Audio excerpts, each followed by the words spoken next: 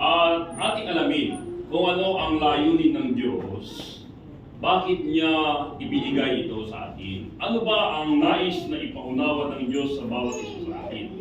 Na bagamat alam naman natin, bagamat alam natin na na tayo ay laging pinagkakalooban ng banal na Espiritu na siyang pumapatnubay sa bawat isa sa atin.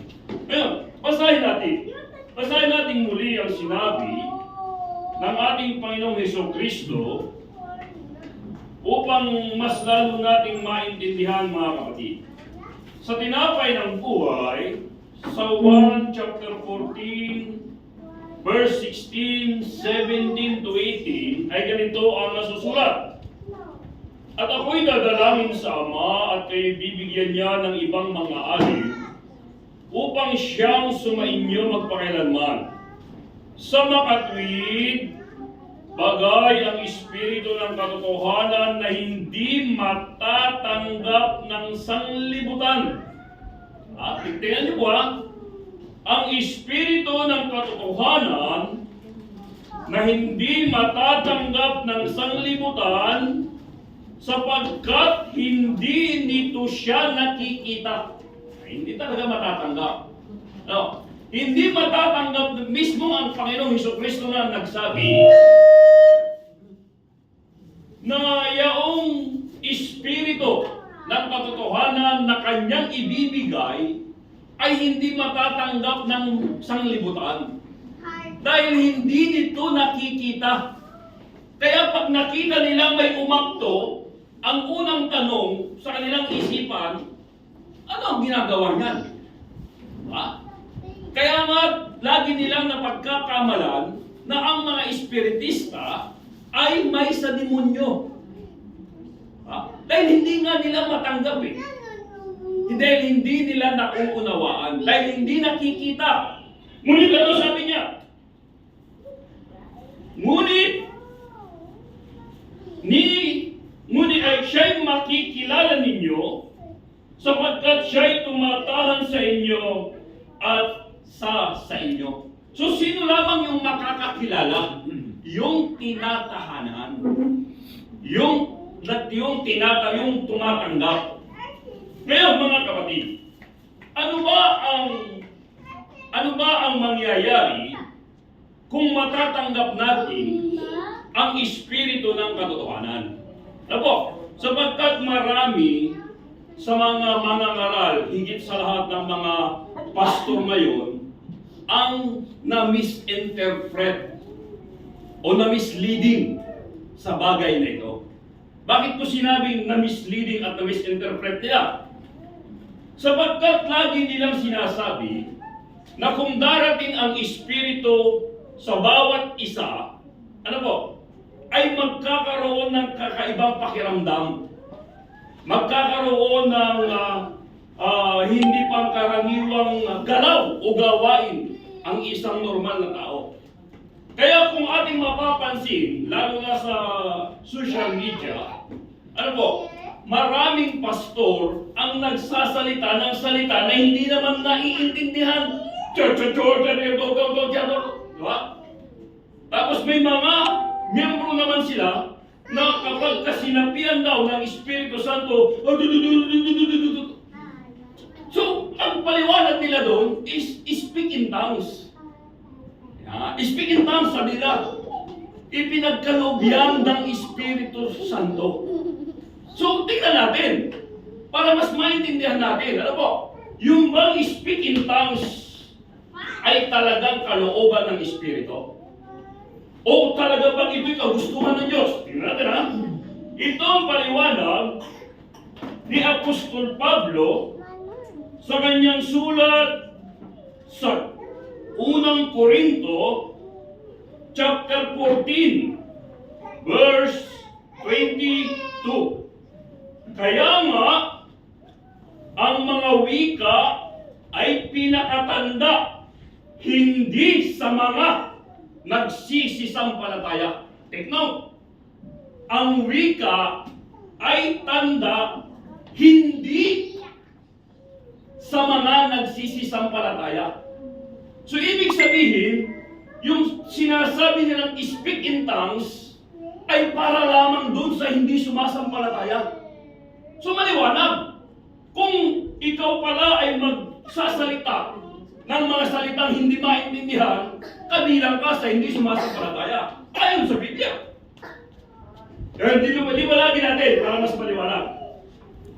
Sa wikang Ingles, ganito ang paliwanag ni Apostol Pablo sa 1 Corinthians chapter 14 verse 22. Thus, tongues are a sign not for believers but for unbelievers. So napakaliwanag. Ang speak in tongues, sabi niya, ay sign para sa mga non-believers at hindi sa believers. So misinterpretation talaga ang nangyari. Bakit? Dahil ang paliwanag ng mga pastor, kung darating sa iyo ang Espiritu Santo, hindi mo mapipigilan ang iyong sarili at makakapagsalita ka ng ibang wika. Kaya doon sa amin noon, mga kapatid, doon sa Oriental Mindoro, may isa akong inatinan na misa. Ang nangyari, noong magsalita, hindi maintindihan. Sabi ko doon sa pastor, anong sinasabi niyan? Well, hapon daw. Ay nung ipaharap yung hapon, mismo yung hapon, hindi maintindihan yung sinasabi. Diba? So, sabi niya, speak in tongues. Ito ngayon ang paliwanag ng Biblia. Ang speak in tongues, sabi niya, ay sign for unbelievers. So, maliwanag. Na yun pala ay para sa mga hindi sumasampalataya. Kaya kapag mayroon kayong nakita, mga kapatid, sa social media na mga kongregasyon na ukol sa pananampalataya at nagaganoon, hindi yon talagang mananampalataya. Ngayon, ano yung palatandaan para masabi natin na tayo'y nasa tunay na pananampalataya? Ituloy natin ang pagbasa. Sa verse na yon at sa kapitulo, sabi niya, while prophecy is a sign not for unbelievers, but for believers. So maliwanag na yung prophecy, panghuhula, pammadto mula na di Ilocano, are signs for believers. So, doon natin ngayon makikita na kaya dito sa Union Spiritista ay walang speak in tongues. Awan di makita yo o wala kayong napapanood na gagalaw. Diba? Bakit? Dahil hindi yun para sa atin. Dahil tayo'y nasa pananampalataya. Ano ang nasa sa atin? Prophecy, panghuhula. Yun ngayon yung palatandaan na tayo nga ay nasa pananampalataya. Diba? So nakita natin ang pagkakaiba. So doon pa lang, mayroon na talagang malaking diferensya. Diba? Bistado na sila, mga kapatid. Kaya maging maingat tayo sa bagay na ito. Diba po, huwag tayong pasisilaw. Meron nga yung kapatid dati, yung kapatid ni Mrs. Ano? Kapag nananalangin, maya-maya, gano'n na. Sabi ko, ano yan? Sabi ko, ang sa pangpaliwanag ng kasama, speak in tongues, ay, huwag tayong sumama dyan. Bakit? Wala yan sa pananampalataya. Bakit? Ito yung sinasabi kasi ng Biblia eh. Diba? Una, wala sa pananampalataya. Yung gumagawa ng mga bagay na yon. So ito yung ating pag-ingatan, mga kapatid. Baka tayong mabulag. Baka sa pag-aakala nila na nasa kanila ang Espiritu. Ano ba ang talagang kinasasapian o pagkakaroon ng Espiritu? Tingnan natin, ha? Kasi sa atin din, mga kapatid, sa ating sa loob ng Union Spiritista, nagkakaroon din minsan ng misinterpretation. Bakit? Ang tanong kasi ng ilan, kung may Espiritu tayo, o nasa atin yung Espiritu Santo, ano ba talaga ang ating biyaya? Diba? Kasi paliwanag ng iba, pagpaliwanag ng ilan, pag nasa yung Espiritu, may biyaya ka. Eh papaano naman yung hindi marunong kumanta? Diba? Papaano yung hindi marunong mag-ibanghelyo? Papaano yung hindi marunong hindi umaakto? Oh, ito ngayon, mayroon ba siyang Espiritu? Tingnan natin. Ano ba? Kasi yun yung minsan na kadalasan na hindi naman ako kasali dyan. Ibig sabihin, wala akong biyaya, wala akong kakayahan, wala akong Espiritu.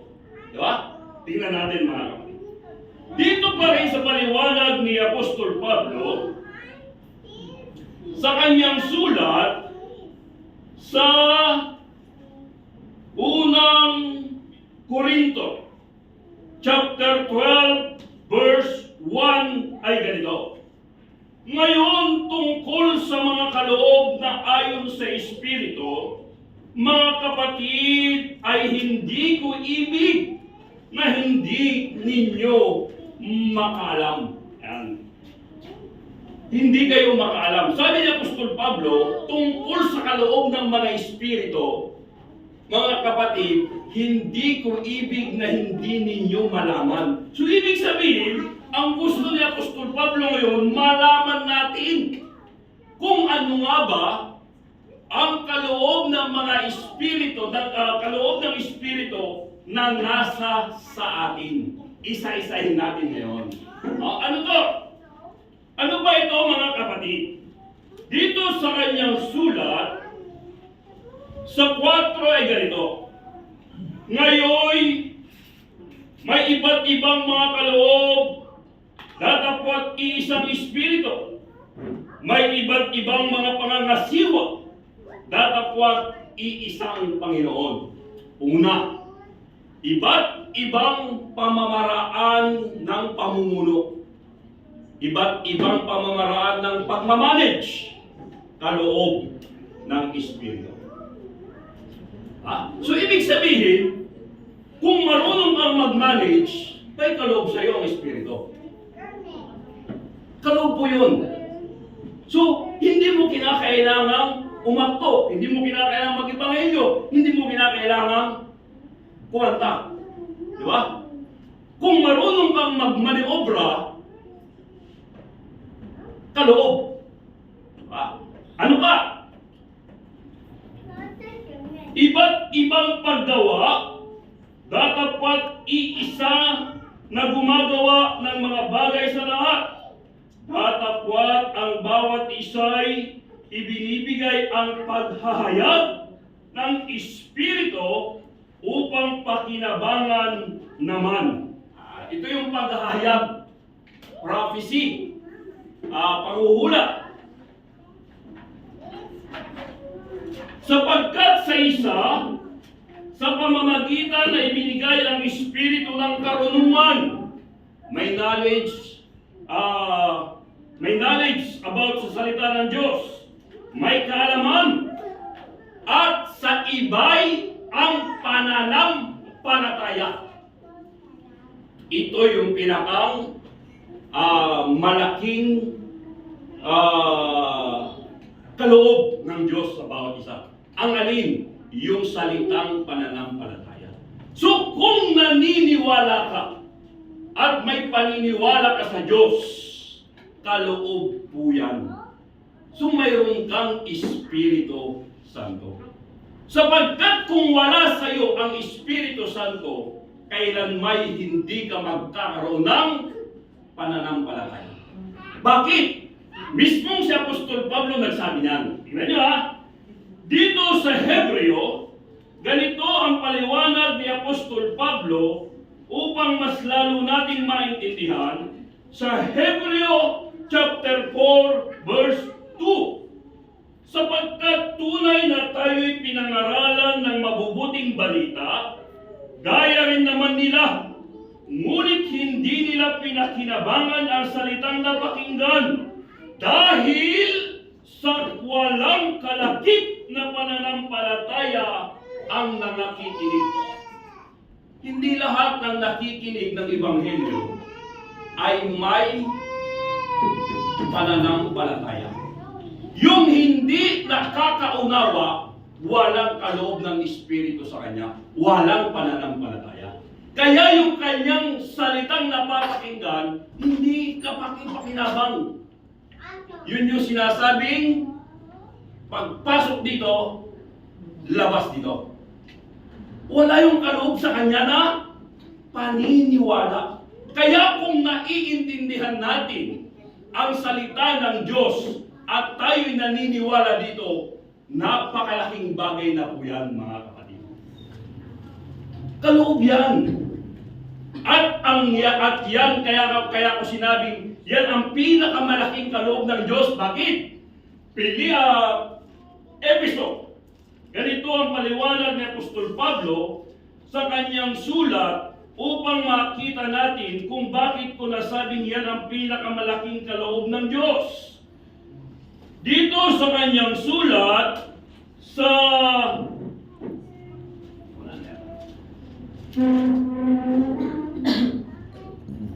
Episo chapter 2 verse 8, sapagkat sa biyaya, tingnan nyo ha, sa biyaya kayo'y nangaligtas sa pamamagitan ng pananampalataya, at ito'y hindi sa inyong sarili, ito'y kaloob ng Diyos.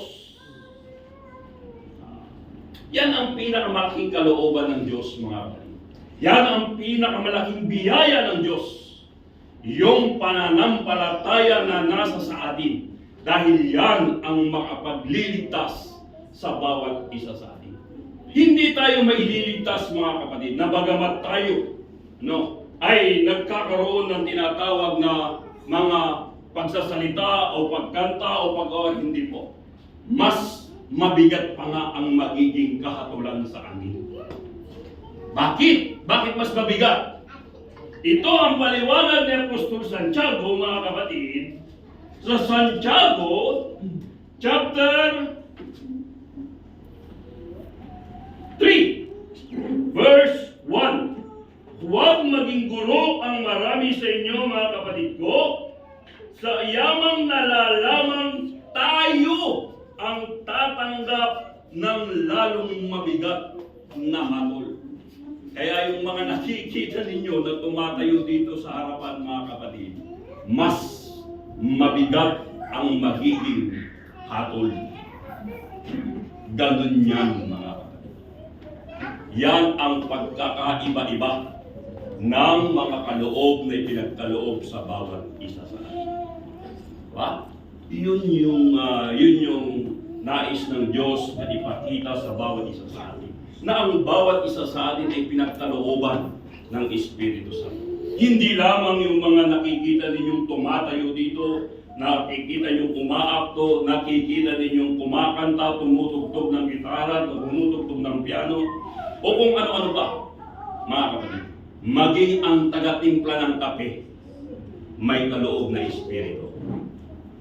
At magkakamit ng kagantihan. Bakit? Nasusulat.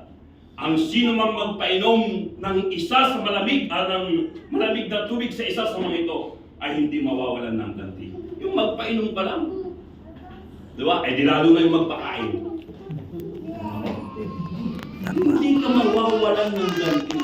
Kaloob po yan ng Diyos sa bawat isa sa atin. Yan ang wag na wag po natin na ma-misinterpret. Bawat isa sa atin ay pinagkaloob. Dahil kung wala kaloob sa ating espiritu, mga kapatid, magkakaroon ba tayo ng pusa? Hindi. Wala tayong magiging pusang loob. Ang mangyayari sa mga gagawin natin, puro pakitang tao. Wala yun. Hindi yun magiging kagustuhan ng Diyos, mga kapatid. So yun yung isang bagay na nais ng Diyos na ipakita sa bawat isa sa atin kung bakit niya pinagkaloob ito sa atin. Yung patunayan na tayo nga ay tumanggap at patuloy na tumatanggap ng Espiritong kanyang ipinag. Hindi porket nakaupo ka lang dyan mga kapatid, wala kang kaloob, may kaloob ka. Diba? May kaloob ka. Yung alam makapagbitbit ka ng isang manok kung may mission eh. Napakalaking kaloob yun. Bakit? Nagpusa ka eh. Ibig sabihin, ipinahiwatig sa iyo ng Diyos na kailangan yun. Diba? Ay kung hindi, saka ka lang kikilos kapag sinabi ni Pangulo na, kulang tayo ng ganito. Saka ka ngayon bubulot, magpapakitang gilas, pakitang tawan-tawan. Diba? So, pero kung nandun yung pag-uusap, mga kapatid, nasa iyo ang kaloob ng Espiritu Santo. Yun yung tinatawag na sama-samang sangkap. Diba? Alam ka namang ang magtitiplag magpapaitin ng tubig, si Pangulo ba? Para lang tayo makapagkape. Hindi po mga. So, iyon yung paggawa ng sama-samang sangkap. May ulo, may tenga, may kamay, may mata, may paa, may bibig. Mahirap naman, di ba? Na si Hermano Pangulo ng taga-Abulo, siya pa mamamalingki. Hala? Ay, hindi naman gano'n. Si Hermano Gilbert na nga ang nagbigay ng ganito, siya pa magtatagtag, siya pa, ay hindi. Dapat pag si Hermano Gilbert ang nagbigay ng lechon, iba na yung magtatagtag. Diba? Hindi mga kapatid. Bakit? Sama-samang sangkap kasi tayo mga kapatid. Yun yung ating maintindihan. Ano po? Malapit na ba? Malapit na pala? So ito lamang mga kapatid ang nais na kong may bahagi sa bawat isa inyo. Nang sa gayon ay mas maintindihan natin ang kalagayan natin bilang isang espiritista. Marami kasi hindi nakakaintindi mga kapatid sa totoo lang na kesyo, nakaupo lang, wala. Kung wala namang kaloob sa akin, hindi po totoo yan. Lahat po tayo ay pinagkalooban ng Diyos ng banal na Espiritu. Kung bakit ka naririto? Dahil kung wala kang kaloob na Espiritu, nasa labas ka. Diba? Nasa labas ka mga kapatid. Dahil hindi mo ito maiintindihan. Yung nga lang pumunta ka rito at maintindihan mo yung sinasalita ng isang nagmi-medium mga kapatid, napakalaking bagay na. Diba? Yun ay kaloob ng Diyos sa bawat isa sa atin. So ito lamang at muli sa inyo ay isang pagpalang oras po at halinawa ay nakapagdagdag ako ng konting kaalaman sa ating karagdagang kaalaman sa ating pangunawa bilang isang mananampalataya sa ilalim ng Holy Spirit.